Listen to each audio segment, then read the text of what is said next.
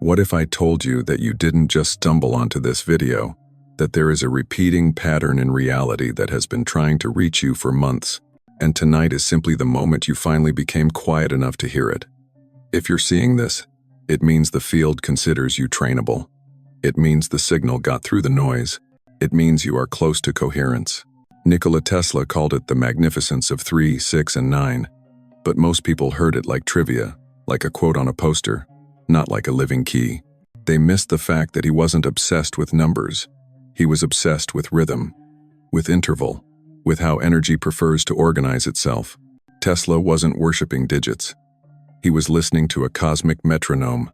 You have the same metronome inside you, but yours has been drowned out by rushed mornings, doom scrolling, unprocessed emotions, and breathing that never settles into center. Tonight, I want to show you that what Tesla was tracking in electricity and resonance is the same thing your nervous system has been trying to communicate to you through tension, through restlessness, through that feeling that no matter how much you do, you're always a half step behind your own life. This is educational, not medical, and I am not diagnosing or treating anything. I am offering you a way of seeing that restores your agency. Because the real trap is not that life is hard. The real trap is that you keep repeating the same state, which produces the same meaning, which creates the same action, which delivers the same evidence, which convinces you that nothing can change. That's the loop.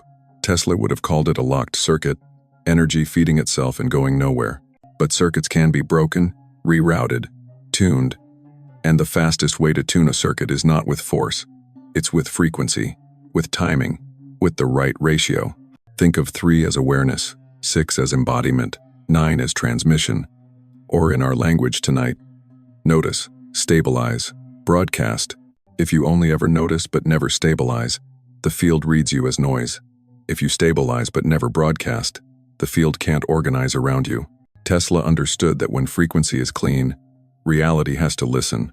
Your breath is a frequency device. Your attention is a frequency device. Your stillness is a frequency device. Most people die having used none of them on purpose. That's why I said this could be your last chance, not in a fear-based way, but in the sense that timelines close, windows shut, fields move on. When an opening appears, you respond or you rehearse the old self again. And if you rehearse the old self again tonight, the field will assume you've chosen latency over activation. But if you respond, even slightly, even with one coherent breath, you tell the field, keep speaking, I am listening. So imagine, just for these next minutes, that every inhale is you connecting to the master circuit, and every exhale is you sending a refined signal back. Imagine that you are the bridge between the visible room you're in and the invisible pattern Tesla pointed to. Imagine that tonight isn't about learning something new, but about finally remembering the tempo your soul was tuned to before the world sped you up. If that is even 1% true, you cannot afford to stay in the loop you woke up in this morning. Tonight, you tune in or you repeat. If what I said landed even a little, then we need to name the real antagonist, because it isn't other people, and it isn't a lack of tools, and it isn't even your past. The real antagonist is the unnoticed, self-reinforcing reality loop. Think of it like this. Every day you encounter a trigger. It can be as small as a notification, a tone in someone's voice, a memory, or a bank balance that doesn't match the future you keep visioning. That trigger doesn't go straight to logic, it goes to state. Your breath shifts, usually faster and higher in the chest. Shoulders lift almost invisibly. The exhale becomes clipped. That tiny physiological micro-shift is your first betrayal of yourself. You leave the riverbank and fall into the water. Once breath changes, meaning rushes in, I'm behind. They don't see me. It never works. I should be further along.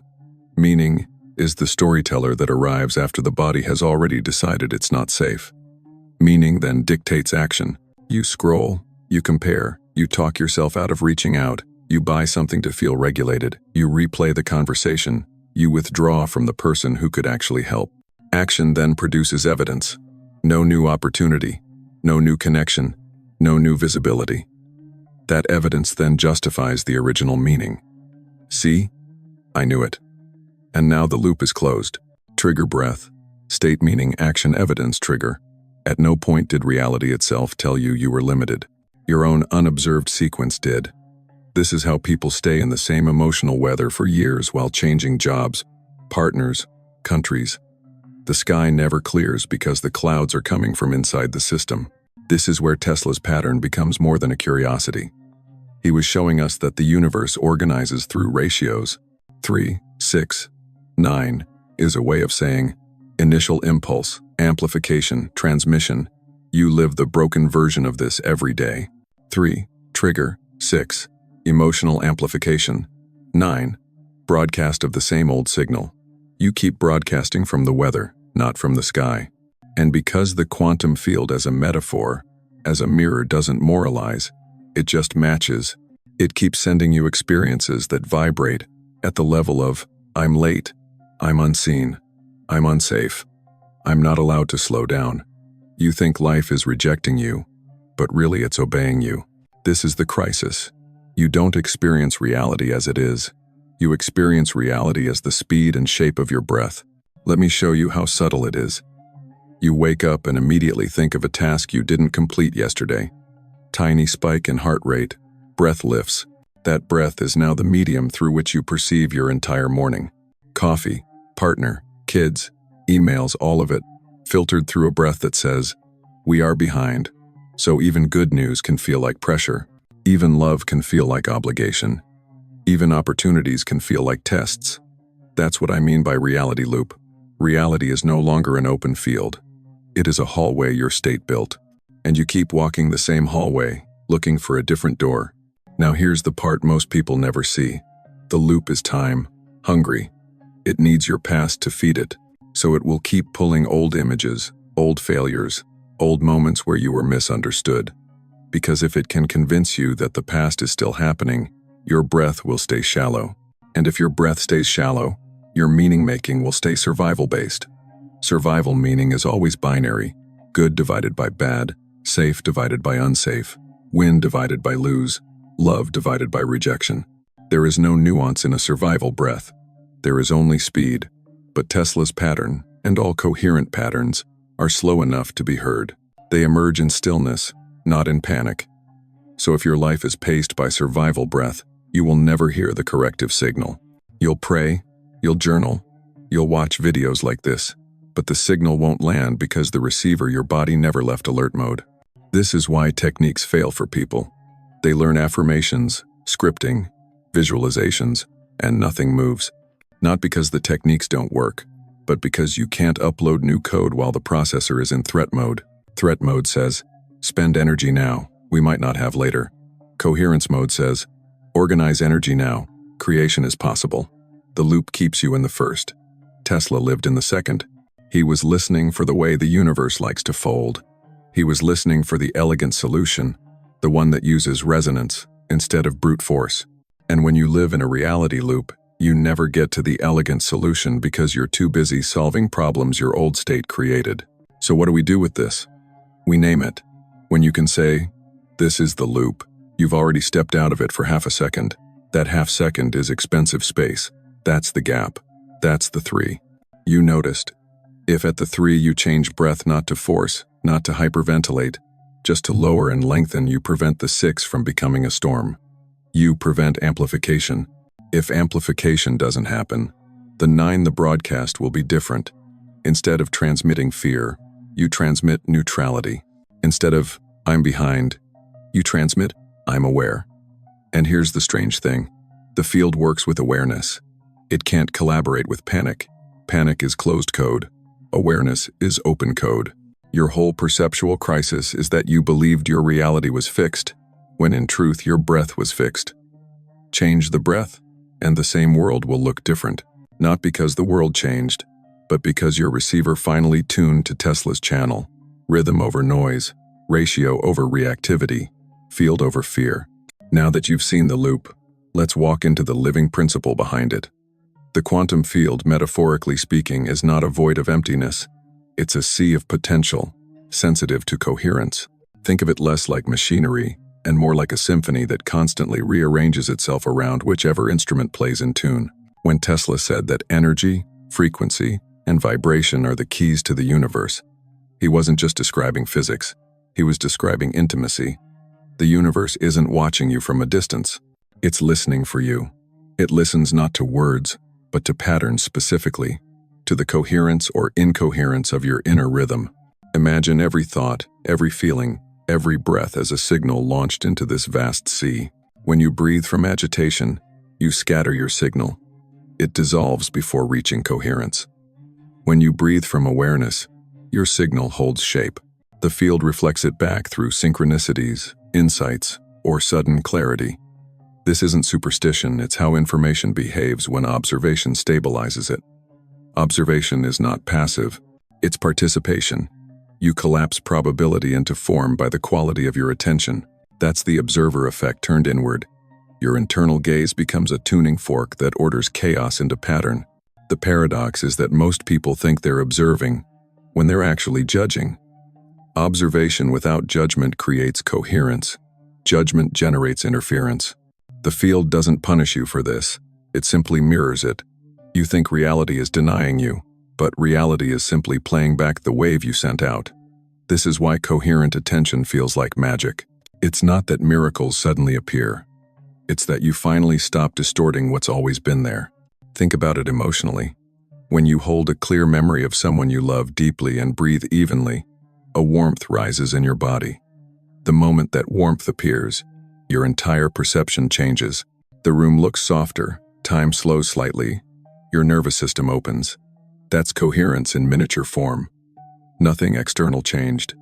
You just stopped broadcasting static. The universe is designed to respond to that warmth. It's the same signal Tesla traced in resonance coils, the same signal mystics found in stillness. So let's reframe what quantum means for you tonight. It's not abstract science. It's a mirror showing you how your consciousness behaves. The electron doesn't move until it's observed. Your possibilities don't organize until they're felt as real. But observation here isn't staring harder, it's relaxing enough to feel. When you feel something deeply without clutching it, you stabilize its probability. Desire becomes instruction, not demand. The moment you trust that instruction, life reorganizes around it. You've had flashes of this already. That moment when you thought of someone and they texted seconds later. When a solution arrived the instant you stopped forcing it. When the right person appeared after you released the timeline. Those aren't coincidences, they're coherence events. Your inner state matched a probability already waiting for resonance. The field didn't reward you, it recognized you. Now notice what usually interrupts this recognition: doubt. Doubt isn't the opposite of faith. It's the byproduct of incoherence. When mind and body run different programs, mind affirming abundance, body breathing scarcity, the field reads a scrambled signal. It can't decode contradiction, so it waits. You interpret that waiting as delay, failure, or rejection, but it's none of those.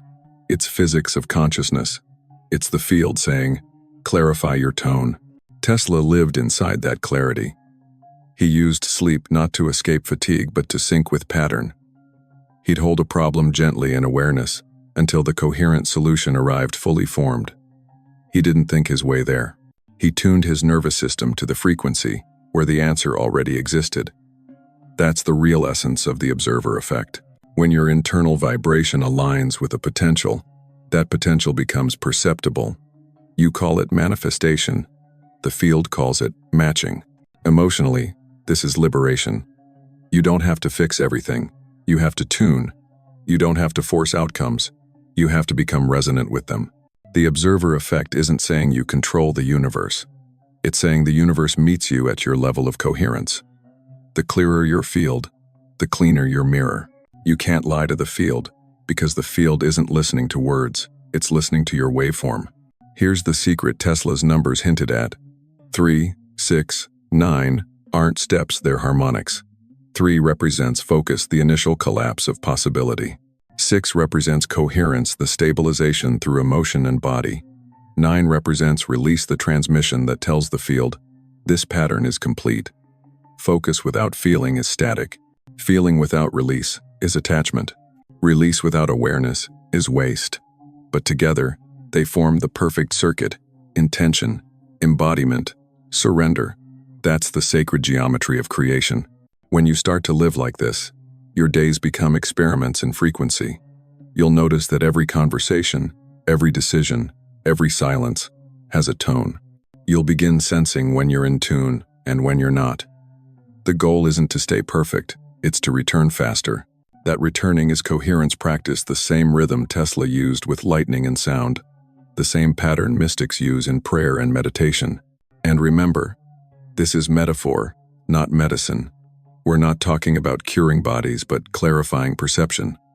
This is education in attention, not treatment of symptoms. The quantum field, as we describe it here, is a poetic way to talk about awareness and participation. Its laws are emotional truths disguised as scientific language. They remind us that you are not powerless in a mechanical universe. You are an instrument in a living orchestra. If you truly grasp this, you'll realize that every thought, every heartbeat, every inhale is a brushstroke on the canvas of probability. What you call fate is just a rhythm you've been unconsciously playing. Change the rhythm, and the song of your life changes with it. The field doesn't care who you've been. It only responds to who you are being now, coherent or chaotic, open or closed, aware or asleep. So take one slow breath, right here, and notice the quiet hum behind everything. That hum is not background noise. It's the frequency waiting for you to join it. The moment you do, the universe stops being distant law and becomes intimate conversation. You're not observing reality anymore. You're composing it. If the quantum field is a mirror of your awareness, then the ancients were the first mirror makers.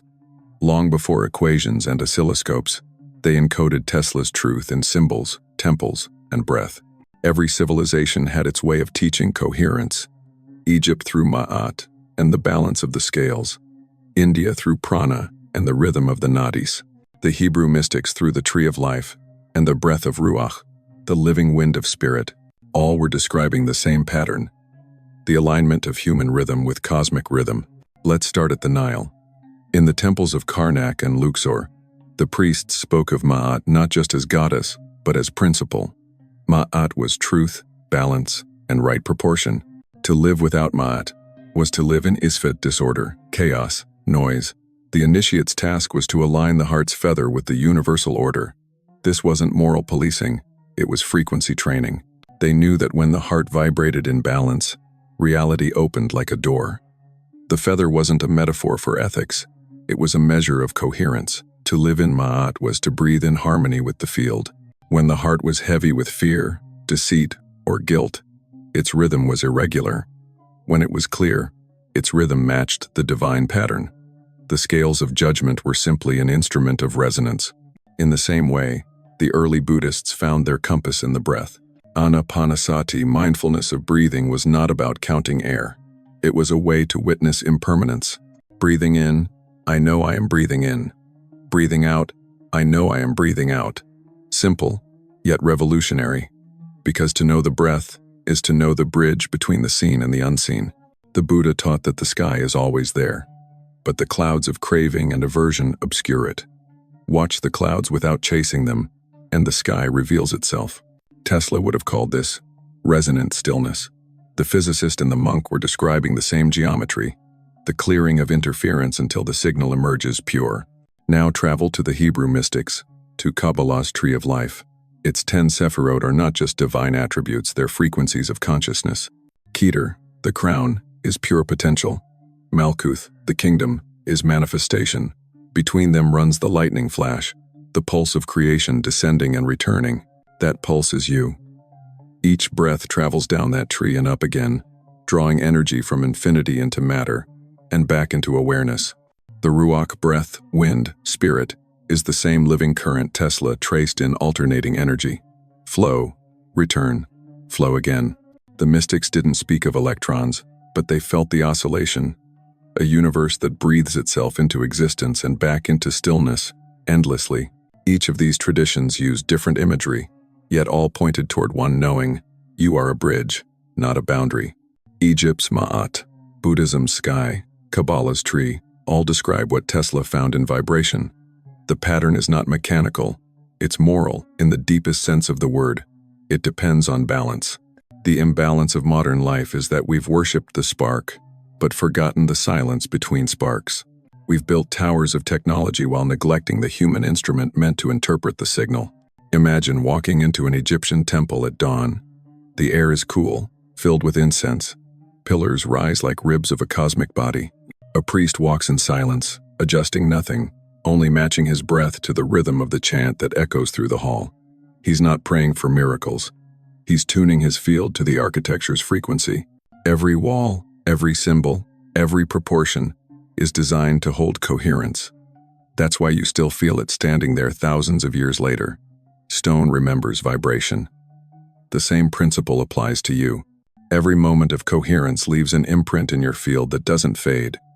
It becomes your living temple, portable, timeless. The ancients never separated the spiritual from the practical. The pyramid was a power station for the soul. The monastery was a frequency stabilizer. The temple was a neural network externalized in stone. They knew that coherence had architecture. Tesla simply rediscovered it with coils instead of columns. When energy is allowed to flow through a precise ratio, it amplifies instead of decays. The same is true of emotion. When emotion moves through proportion, through acknowledgement, expression, release, it generates light instead of entropy.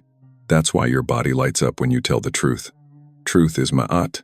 Light is coherence. Now, consider how these metaphors converge. The Egyptian heart weighed against the feather, the Buddhist breath observing the clouds, the Kabbalistic tree channeling divine flow, all reveal that consciousness is rhythmic, not linear. There's no permanent arrival, only continual balancing. That's what Tesla meant when he spoke of understanding the magnificence of 3, 6, and 9. It wasn't numerology, it was a map for keeping balance. 3.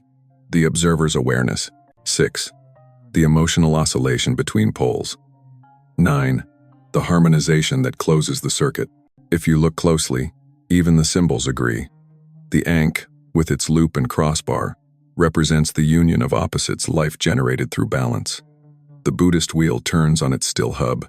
The tree of life is symmetrical, left and right columns balanced by the middle pillar. Each symbol is a mirror, reminding you that chaos isn't evil, it's just energy that's lost its ratio. When you restore proportion through awareness and breath, you restore poWhat. You reveal the sky, you realign the tree. What Tesla discovered in electricity, the ancients encoded in ritual. They were all students of the same field, describing different bridges into coherence. And if you listen carefully, they're all saying the same thing. The universe is not asking you to perform miracles. It's asking you to remember proportion, to find rhythm in your chaos, to breathe as if each inhale were a prayer to order, and each exhale a release back into mystery. Because tonight isn't just about ancient knowledge, it's about remembering that you were designed to be the temple, the monk, and the mystic simultaneously.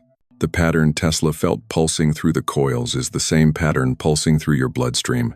When you live as poWhat, when you breathe as the sky, when you stand as the tree, you are not learning spirituality, you are becoming frequency itself. Let's bring this down from symbol to sensation, from Tesla's geometry to the living circuit of your body. Close your eyes if you can, or soften your gaze. Let the edges of your vision blur slightly, as if the world around you were exhaling. You're not entering trance or performing a ritual, you're simply meeting yourself as energy in motion. First, notice the natural rhythm of your breath. Don't correct it. Just observe where it lives. Is it high in your chest or low in your abdomen? Is it short, rushed, uneven? The point is not to fix but to feel. Awareness is already intervention. Now, imagine your body as a vertical current, a luminous coil, Tesla's coil inverted within flesh. As you inhale, sense energy rising from the soles of your feet to the crown of your head. As you exhale, feel it descending back down, like a gentle waterfall washing through your spine. That rise and fall is the alternating current of consciousness. Now, we add coherence. Inhale through the nose for a slow count of 3, this is the notice. Feel the cool air touching the inner bridge of your nostrils. Hold for the space of 1 heart's beat, this is the gap. Exhale through the mouth for a count of 6, this is the stabilize. Let the exhale fall like a sigh. Then pause again for a brief instant, the broadcast. 3, 1, 6, 1. The pattern forms a rhythm of 3, 6, 9. Tesla's sacred cadence translated into breath. This isn't magic, it's mathematics of calm. The ratio slows your system into coherence, allowing the mind's chatter to settle without force. Repeat this for a few cycles as you listen inward. Feel how your body begins to hum differently, like an instrument being tuned. You might notice warmth in your hands or a subtle buzzing in the chest. These are normal sensations of awareness reoccupying the body at abandoned underspeed. If dizziness or discomfort arises, stop and return to natural breathing. This practice is educational, not medical. You are exploring rhythm, not manipulating physiology. Now, introduce the observer. As you inhale, silently say, "I am aware." As you exhale, of awareness itself. Keep the words soft, like ripples, until they dissolve. Eventually, you won't need the words. The breath will know what to do. The observer doesn't force alignment. It witnesses alignment unfolding. You begin to sense that your breath isn't something you perform, it's something you're being breathed by. The field breathes through you. Next, bring attention to your hands. Let them rest palm up, slightly open. Imagine with each exhale that the breath is radiating through the palms, extending a subtle field about 8 feet around you. You're not sending energy out. You're allowing your coherence to organize the space. In Tesla's terms, you've become the oscillator, stabilizing the local field. People often describe this as peace thickening in the air. It's real in the way still water is real, nothing flashy, just order restoring itself. Now, weave this awareness into daily life through micro-protocols. Before checking your phone in the morning, take 1, 3, 6, 9 breath cycle. Let that single breath choose your frequency before algorithms choose it for you. When conflict arises, someone's tone, an email, a rush of anxiety, don't reach for control. Reach for ratio. 3 to notice, 6 to stabilize, 9 to broadcast calm. You'll be astonished at how often the external situation resolves itself without argument. That's field response. In conversation, practice silent coherence. While another speaks, place a sliver of awareness on your breath space. Keep it low and slow. The body of the listener organizes the space of the speaker. That's leadership through presence, not dominance. Tesla used coils. You use calm. Before sleep, trace the day backward in breath. For each scene you recall, inhale recognition, exhale release. This unwinds your nervous system from residual loops. Sleep becomes entry into the quantum gap, the silent chamber where tomorrow's probabilities gestate. And in moments of uncertainty, money, health, relationships, apply the simplest protocol of all. One hand on the heart, one on the abdomen. Inhale through both as if you're drawing a single golden thread between them. Exhale as if you're sealing that thread with light. You're uniting thought, above, and feeling, below. This is the human version of alternating current. Energy flowing between heaven and earth through your being. The more often you practice, the less you'll need formal sessions. Coherence will become your baseline. Eventually, you'll walk into rooms and feel atmospheres harmonize around you without knowing why. This is not mysticism, it's resonance. The field always reorganizes around stable frequencies. Remember, this isn't about transcendence. It's about intimacy with existence. You're not escaping the human, you're embodying it more fully. Each breath is a handshake with the invisible pattern Tesla glimpsed and the ancient temples encoded. When you breathe like this, you participate consciously in creation's current. You become a bridge where light and matter, idea and form, meet in rhythm. So keep this practice gentle. Coherence doesn't require perfection, it requires sincerity. You can't fail at breathing, only forget. Each return is success. Each exhale is recalibration. Over time, this rhythm will start living you.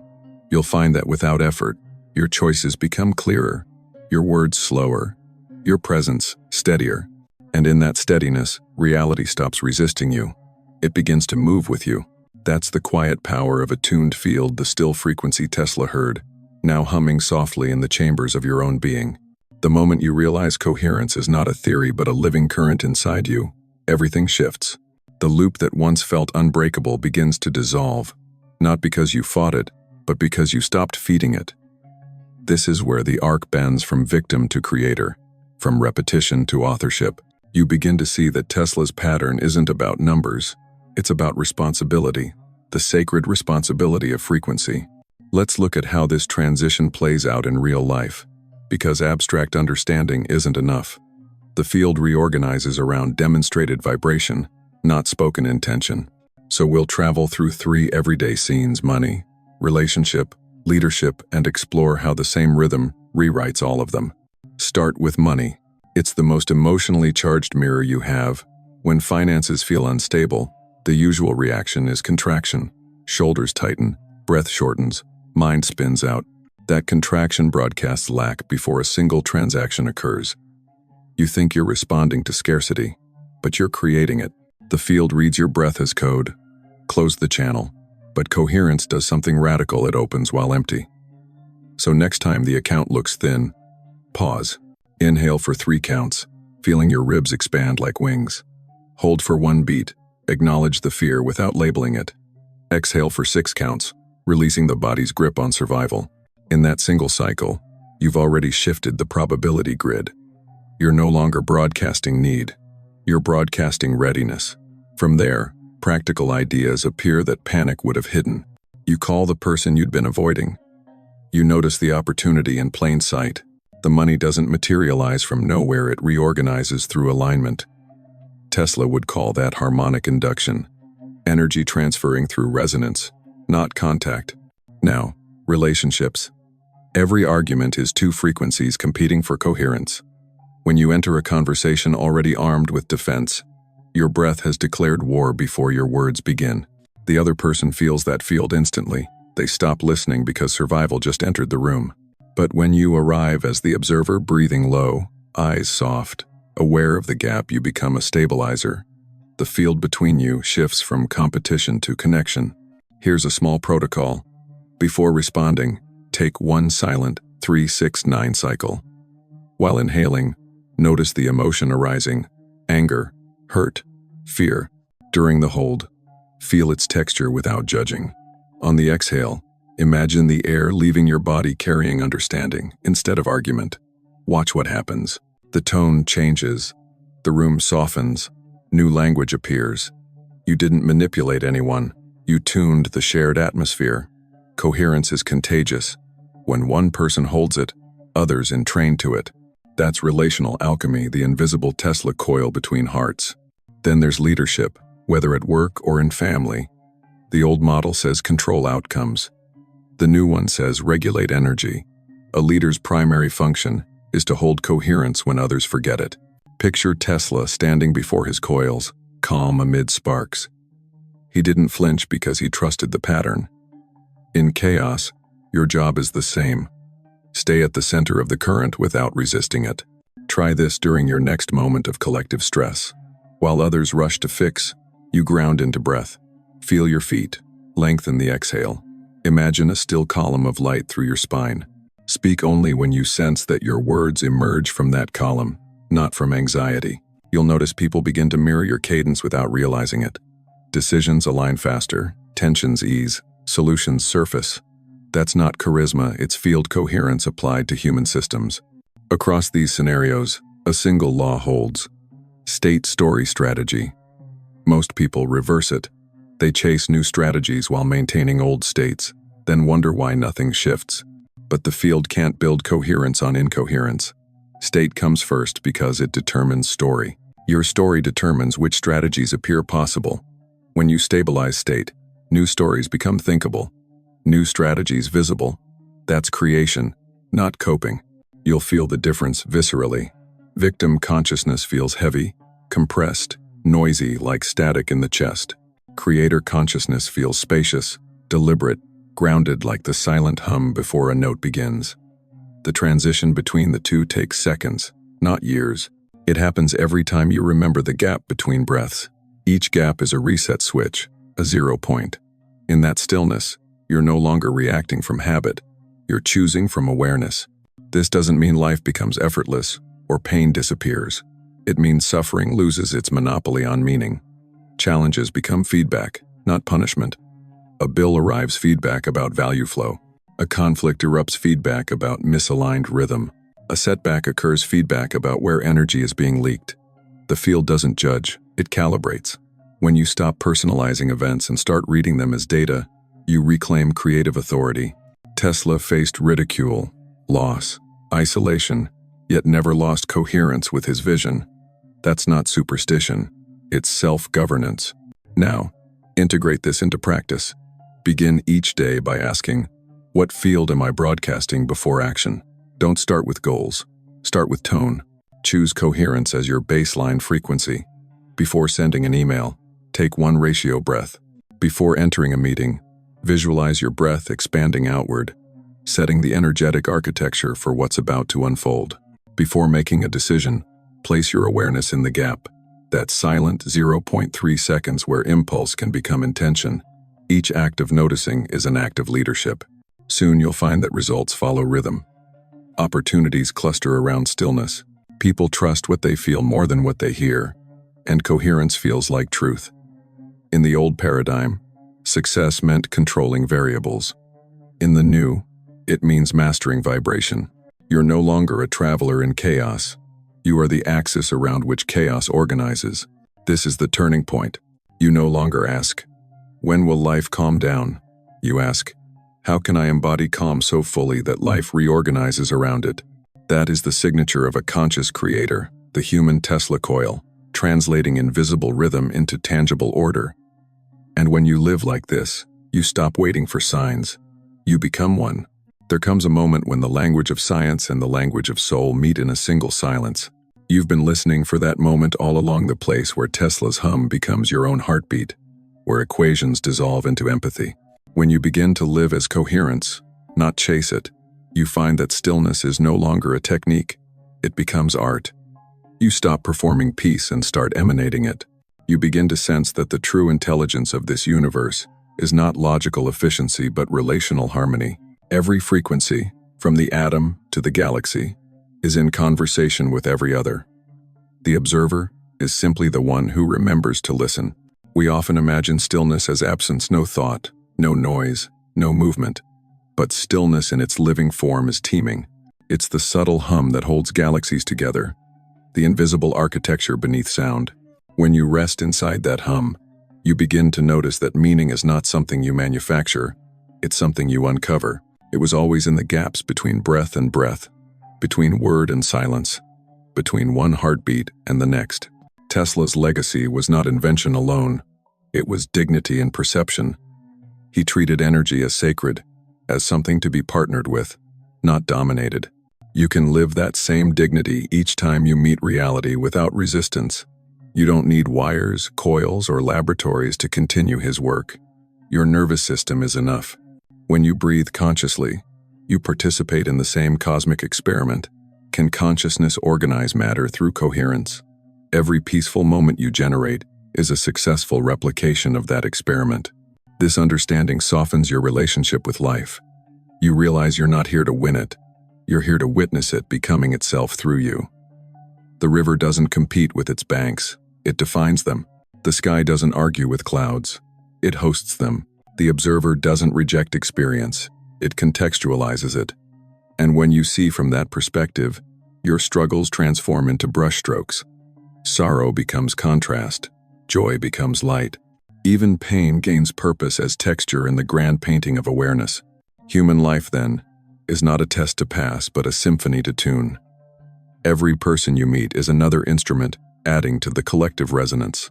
Your work, your love, your quiet moments of honesty, they're all notes in the same score. The goal is not perfection of pitch, but sincerity of tone. When you play sincerely, even dissonance serves harmony. Stillness becomes public art when embodied. Imagine a city where every commuter takes one conscious breath before reacting, one coherent pause before speaking, one gentle exhale before deciding.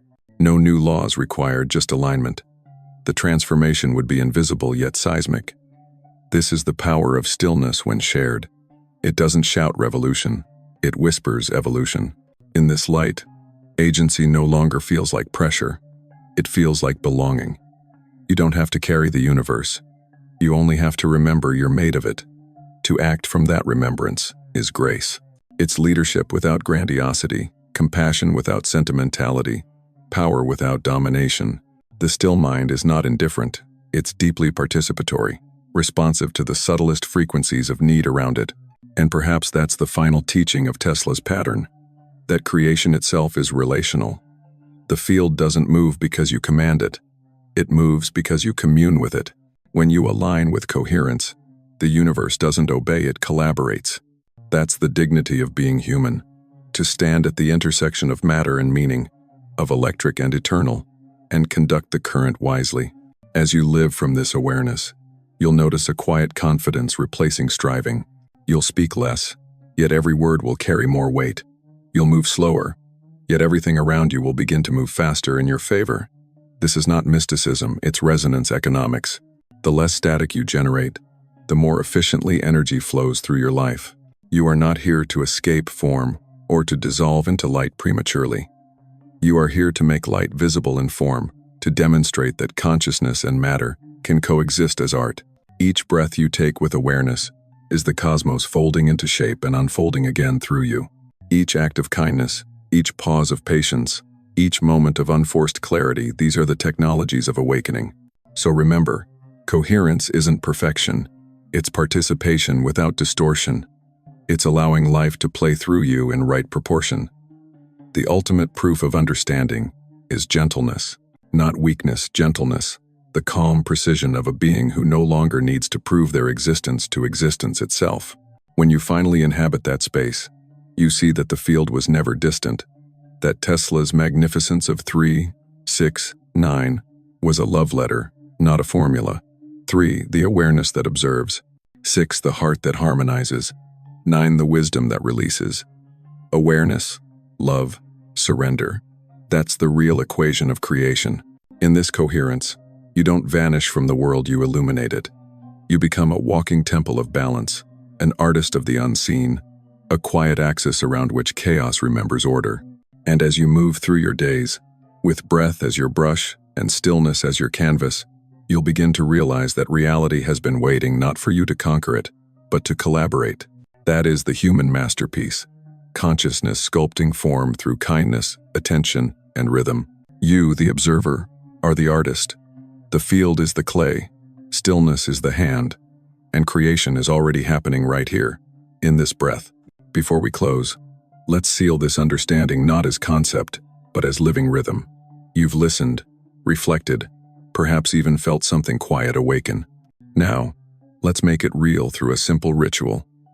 Wherever you are, soften your shoulders, unclench your jaw, let your spine lengthen, like a tuning fork rising toward the invisible hum of the field. We'll take 3 coherent breaths together, the Tesla pattern translated into embodiment. Inhale gently for a count of 3. Feel awareness rise like light through your body. Hold for 1 heartbeat, feeling that awareness hover in stillness. Exhale for 6, releasing all tension into the ground beneath you. Pause again, sensing the silence that remains after sound fades. That silence is the field listening. 2 more breaths. Inhale 3. Hold 1. Exhale 6. Pause 1. The rhythm is ancient and modern at once. Inhale 3. Hold 1. Exhale 6. Pause 1. Now notice the air touching your nostrils, the heart moving beneath your hand. Notice the subtle feeling that something vast has shifted, even if only slightly. This is coherence in action, your nervous system, and the quantum field speaking the same language for the first time today. From here, we set intention not as wish, but as declaration. I invite you to choose one word that names what you are ready to embody. It might be clarity, trust, freedom, peace, or something entirely your own. Don't overthink it. Let the word choose you. When it appears, feel how it vibrates through your chest, how your breath subtly adjusts to hold it. This word is not affirmation, it's frequency. It's your chosen tone in the symphony of existence. Now whisper or say aloud, I choose to your word, as the observer. Feel the sentence echo through your awareness, not as command but as permission. You are not asking the universe to change. You are declaring coherence between who you are and who you've always been. You're tuning to Tesla's field, the hum beneath thought, the living ratio of creation. As you breathe, imagine that each exhale sends this frequency outward, not as performance, but as gentle transmission. The space around you begins to feel thicker, more harmonious. That's your field stabilizing, extending a quiet influence into your home, your city, your collective. Every coherent breath you take becomes instruction to the field. Organize around peace. Every incoherent moment you forgive becomes correction. Rebalance the current. You are literally shaping the invisible architecture of the world. This is why we say, subscribe to this frequency. It isn't just channel language, it's an invitation into resonance. When you subscribe here, you're joining a field of observers remembering together. You're strengthening the collective rhythm that says, we are ready for coherence. Each time you return, you're not consuming content, you're re-entering the experiment. The more of us who breathe like this, the faster the field entrains. So take this last breath as a blessing. Inhale the awareness that you are not separate from the intelligence that spins galaxies. Hold it softly. Exhale everything that tells you you're small or late or unworthy. Let that belief dissolve into the space between molecules. Pause in the silence that remains. That pause is your proof you exist within the hum that Tesla heard and the mystics described. When you open your eyes again, carry this rhythm with you into your next conversation, your next choice, your next morning. Let stillness walk beside you like a trusted companion. Remember, coherence isn't fragile, it's viral. When one person holds it, others remember their own. Tonight, you tuned in. You remembered the pattern behind all patterns. You didn't learn to breathe, you remembered that breath is creation's language. The field has heard you, the signal is clear. So breathe one last time slowly, coherently, reverently, and whisper to the stillness, I am tuned. And as you leave this space, know this, the universe doesn't grant second chances. It grants infinite invitations. Tonight, you accepted one. Subscribe to this frequency. The experiment continues.